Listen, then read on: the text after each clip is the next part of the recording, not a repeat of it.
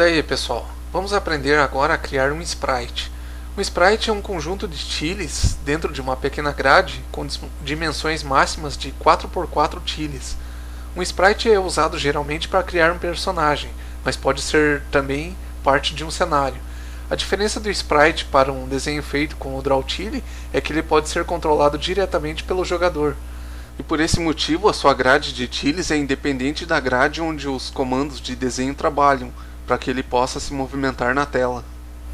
Você pode criar em um mesmo momento o limite máximo de 80 sprites, independente do tamanho. Criamos ele assim. A gente atribui a uma variável a função addSprite, que tem dois parâmetros, a altura e a largura. Se no parâmetro você tiver 3 e 2, ele fica assim. Veja que a primeira coordenada a ser desenhada, no caso de sprites, é a y e não a x, como nos comandos da família Drawtile. E por isso, para renderizar no Imagenes os tiles de uma imagem a ser usada dentro de um sprite, você deve antes mudar no menu Mod do programa a direção primária de leitura, escolhendo a coordenada y como a inicial. Em PropSprite, o primeiro parâmetro tem que ser a variável a qual você atribuiu a função addSprite. O segundo é a posição de memória inicial a partir da qual foram carregados os tiles do personagem. E o terceiro é sua paleta de cores. MoveSprite vai posicionar e desenhar ele na tela. O primeiro parâmetro também é a variável da função addSprite. O segundo e o terceiro são respectivamente as coordenadas x e y para desenhá-lo na tela, mas nesse caso eles se orientam por pixels e não por tiles. O valor inicial que um MoveSprite considera para suas coordenadas é 128. Usando valores inferiores a este, o sprite não irá aparecer na tela. Eu vou mostrar agora alguns exemplos de código com sprites e aproveitar para explicar alguns conceitos relativos a eles. O primeiro conceito é o de grupos de sprites, ou seja, sprites que são unidos para formar um só objeto. Um grupo de sprites é necessário quando você precisa criar uma imagem, ou mais especificamente um personagem que seja maior que as dimensões máximas de um sprite, no caso 4x4 tiles. Aqui nesse exemplo são criados dois sprites, cada um com 4 tiles de altura por 4 de comprimento. Com o PropSprite define-se a posição de memória inicial da sequência de tiles que vai preencher a grade dos sprites. Como nesse código não há presença do comando loadTiles nem rótulo de dados, os valores de posição de memória empregados no PropSprite vão preencher o sprite com os caracteres da tabela ASCII, que é carregada automaticamente ao rodar a ROM. Eu fiz assim para ficar mais fácil de testar, não sendo necessário dados de uma imagem. O sprite S vai carregar seus tiles a partir da posição de memória 60. Sendo suas dimensões 4 tiles de altura por 4 de comprimento, ele precisa de 16 tiles para preenchê-lo. Por isso, o sprite S2 carrega os seus tiles a partir da posição 76. Os dois sprites utilizam cores padrão, iguais à do comando INC, branco para o primeiro sprite e verde claro para o segundo. Aqui no while, eu utilizo a mesma variável x para os dois comandos MoveSprite, respectivos de cada sprite. Com isso, ao incrementá-la, a cada iteração do laço, os dois sprites vão se movimentar simultaneamente, como estando agrupados. Dessa forma, você pode criar um personagem ou objeto que tenha um tamanho maior que o limite da grade de um sprite. Um detalhe importante a entender é a soma do valor 32 à variável x no segundo MoveSprite. Como o primeiro sprite tem 4 tiles de comprimento e cada tile tem 8 pixels, eu tenho que desenhar o segundo sprite 32 pixels à frente do valor de x para que ele não fique sobreposto pelo primeiro sprite. Lembrando que a soma dentro de um parâmetro não altera o valor da variável. O mesmo cálculo eu faria na coordenada y do MoveSprite, caso eu quisesse desenhar o segundo sprite abaixo do primeiro. Outro conceito sobre sprites é a animação de sprites.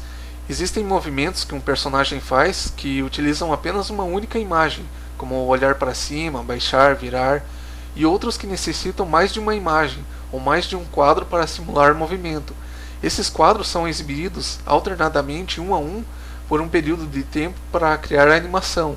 Algumas animações se caracterizam por serem cíclicas, ou seja, o primeiro quadro da animação se encaixa perfeitamente como a sequência do último, e a repetição constante dos quadros cria a sensação de continuidade infinita. Esse é um pequeno exemplo de código que você pode usar para criar uma animação de sprites. Através da alteração constante do valor no segundo parâmetro do prop sprite, o sprite é configurado para receber tiles a partir de diferentes posições de memória, o que faz os quadros da animação serem exibidos alternadamente. Também aqui nesse código, para facilitar, eu utilizo os caracteres da tabela ASCII para preencher o sprite. Ali dentro do while você percebe que o for tem uma condição especial. A variável a, ao invés de ser incrementado por 1, como de costume, vai ser incrementado por 16, ao passo de 16, step 16. E por quê? Porque a variável a vai ser somada ao valor fixo do segundo parâmetro do prop sprite para definir a posição de memória inicial de leitura do conjunto de tiles de cada quadro da animação. E como o nosso sprite é do tipo 4x4, ou seja, 4 tiles de altura por 4 de largura, no total cada quadro da animação tem 16 tiles. O laço for vai se repetir 4 vezes, com A podendo conter os valores 0, 16, 32 e 48, e a animação terá 4 quadros. E para que a animação não fique muito rápida, eu utilizei o comando sleep para causar um atraso na animação.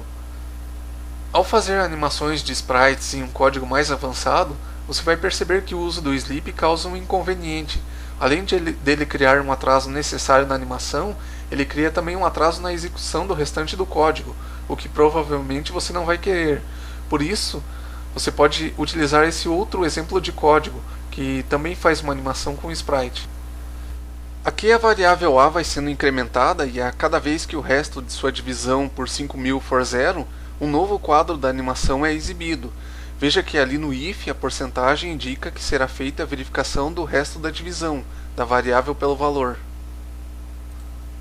Diferentemente do código anterior, onde todos os quadros da animação já estavam previamente carregados na memória e eram acessados através da alteração do valor no segundo parâmetro do prop sprite, aqui os quadros são carregados um por vez, na mesma posição de memória, de modo que o load tiles, ao carregar um quadro, sobrescreva o anterior. Isso é vantajoso no aspecto de economizar memória, haja vista que não só os dados de um personagem você vai ter na memória, mas também os de cenários e outros elementos, e tudo isso tem que caber nela. A variável b no parâmetro do deslocamento de dados do loadTiles tem a mesma função que a variável a no código anterior, e a cada vez que a sentença é satisfeita, b é incrementado por 16, fazendo assim que o loadTiles carregue do rótulo de dados cada quadro da animação, a partir do deslocamento indicado. Nesse código, a animação também vai ter 4 quadros, porque até 20.000, que é o valor da verificação seguinte, a primeira condição é satisfeita somente 4 vezes.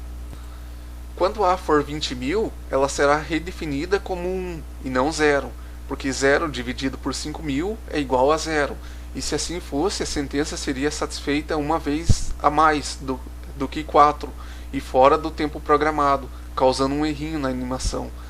B também é redefinido como 0, para que a animação recomece. E para que esse código funcione corretamente, você deve, é claro, completá-lo com a paleta e os dados nos seus devidos rótulos. Crie então no Paint uma animação com 4 quadros, cada um com dimensões de 32 por 32 pixels, o tamanho certo para o nosso sprite que tem 4x4 tiles. Junte todos os quadros para formar uma só imagem de 128 por 32 pixels, depois renderize no Imagenesis e insira os dados no seu código, beleza? No próximo vídeo nós vamos ver mais 2 conceitos sobre sprites. Valeu?